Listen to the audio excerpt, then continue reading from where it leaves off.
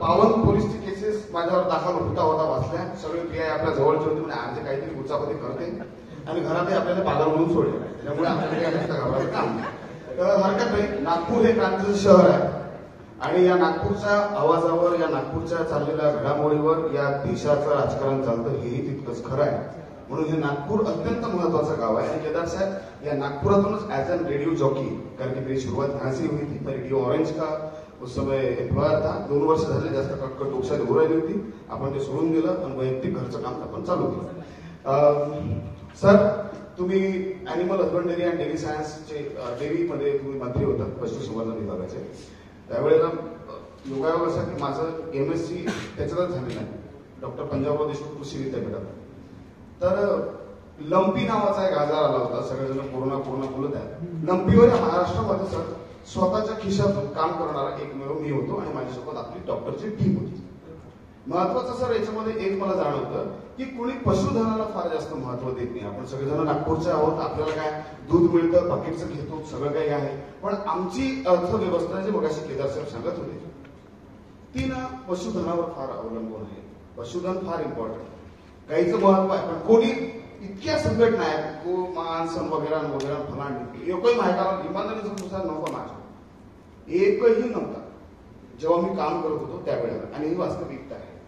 माझ्या सोशल मीडियाच्या वॉलवर तुम्ही ते बघू शकता. मी लिटरली बोललेलो पण आहे. पण सर अॅनिमल म्हणजे जे वेटरनरी कॉलेजेस आहेत ते फार कमी आहेत सर महाराष्ट्रात. माझ्या तरी मते 4च वेटरनरी कॉलेजेस आहेत आणि हे 4चे 40 होतील कसे, हाही एक महत्वाचा विषय आहे. नंबर दुसरा आहे दुसरा माझं जिल्हा परिषद शाळेवर आमचे सहकारी मैत्रीण आरजी प्रीती आणि मी जवळ 7-8 वर्ष काम केलं. आमचे बरेच सहकारी आरजी तिथे आहे. तर जिल्हा परिषदच्या शाळा ह्या जिल्हावाईज बंद होत आहेत आणि राज्य शासनानं परिपत्रक टाकलेलं आहे 1.5 वर्ष पहिले. 1.5 वर्षापासून मी महाराष्ट्रभर फिरतोय. ते असं आहे की क्लस्टर शाळा, जसं आपण क्लस्टर शेतीचं याचं जे चालू होतं तसं क्लस्टर शाळा म्हणजे समायोजित नावाचा यांनी एक प्रश्न त्याच्यामध्ये टाकलेला आहे. 4-4, 5-5 गावाचं अंतर हे 6-6, 7-7 किलोमीटर आहे. आणि हाच सर्वे मी करत असताना एका गावात गेलो. ती म्हातारी गहू उपनत होती आणि तिला विचारलं की आजी तुझ्या गावाची शाळा बंद राहिली, तुला माहित आहे का? म्हणजे मी शिकलेच नाही, मला काय माहित नाही, पण शाळा बंद राहिली हे मला माहित आहे. म्हटलं बरं.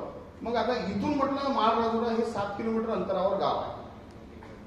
तर मग तुझी नात किंवा तुझा नातू या आदिवासी बहुल भागातून पैदल जाईल की याकमं जाईल की तू त्याला एखादी गाय करून देशील? जंगलाचा रस्ता आहे. तर त्या म्हातारीचं उत्तर खूप सुंदर होतं.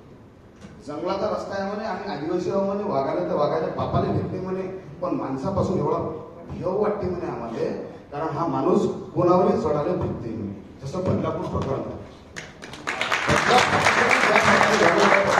लहान लहान मुलींवर अत्याचार होत आहेत आणि एकीकडे हे गरिबांचं शिक्षण हिरावत आहेत. मी खरंच म्हणतो मी कोणत्याच पार्टीचं समर्थन करत नाही, पण केदार साहेबांसारख्या माणसाचं समर्थन, अतुल दादासारख्या माझ्या सहकारी मित्राचं समर्थन हे मी आवर्जून करीन. आणि जेही पार्टी कोणी चुकी करत असेल तर त्याने आपण कसं आहे सरळ आहे. आणि इन्फ्लुएन्सर माणूस आहो मी जर त्याने बनवून 100 जण फॉलोअर ना करतील ते 2 पैसे तिकून यायचे ते बनवून जातील, बाकीचं नंतर विचारत नाही कोणाला. तर या 2 प्रश्नांवर सर थोडंसं आपण लक्ष दिलं पाहिजे. आणि मांडव्याचा जो मगाशी माझ्या सहकारी मित्रांनी जो विषय काढला होता बर्वे सर, खरंच त्या गावातली परिस्थिती तिथे बस नाही आहे. मी स्वतः जाऊन आलो आणि सगळ्यांच्या आशीर्वादाने तुमच्या सगळ्यांच्या साथीने आणि इथे वैभव देखील माझा सहकारी मित्र बसलेला आहे त्याच्याही मेहनतीला आमच्या सगळ्यांचं यश आलं. तुमच्यासारख्या चांगल्या लोकांसोबत आम्हाला काम करता आलं आणि परत आम्हाला काम मिळत गेली. हेही आमचं अचिव्हमेंट आहे. सगळ्यांना शुभेच्छा देतो. इन्फ्लुएन्सर सगळेजण आहेत. तुम्हाला सगळ्यांना खूप सारं अभिनंदन. आरजे साहेब सोबत लिगल ऍडवायझर ठेवून देत आहे ना, पण मला ठेवा लागेल एखादा माहेर खाली पाहिजे पाहिजे तुम्ही पाहून गेला. धन्यवाद. आपण जे मला सांगितलं